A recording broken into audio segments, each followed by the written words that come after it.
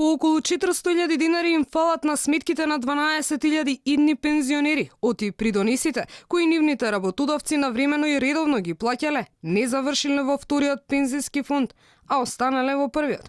Министерката Царовска вели дека сите ќе бидат обештетени, а најави дека документите ќе ги достави до јавното обвинителство, кое ќе треба да утврди кој е виновен за ваквиот пропуст и каде завршиле парите. Да се однесува за релативно млада група на работници или осигуреници, околу 40 години се најголем дел. Најголемите задршки почнале да се случуваат помеѓу 2009 и 2010 година. Пензискиот систем е сериозен систем и токму затоа сакам да основното јавно обвинителство го истражи истото ова. Уште утре целиот пакет на документи, пријава од Министерството ќе стигне до нив и тие би требало да навлезат во целиот тој систем и да видат зошто, кога почнало и каде е одговорност.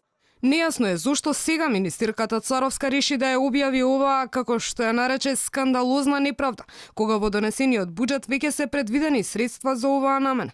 На прашањето на Алфа, кога точно се направени анализите, Царовска не одговори, но посочи дека и представниците на претходната власт биле свесни за ова. Кога точно се направени овие анализи, бидејќи ако се предвидени средствата преку буџетот за да се обештетат овие граѓани, претпоставката ми е дека претходно сте имале податок. Кога точно се откриени?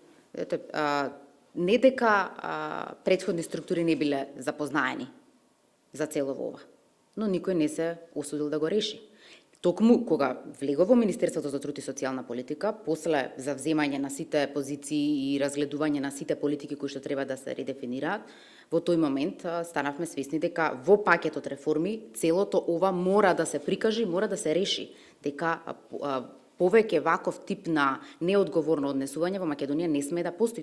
Објавата на ваквите пропусти во пензискиот фонд следува по низата реакции во јавност, откако власта реши да ја смени пресметката за раст на пензиите и од неа целосно да го исфрли процентот на зголемување на просечната плата. Ова значи дека пензиите ќе растат за помал процент за разлика од претходно.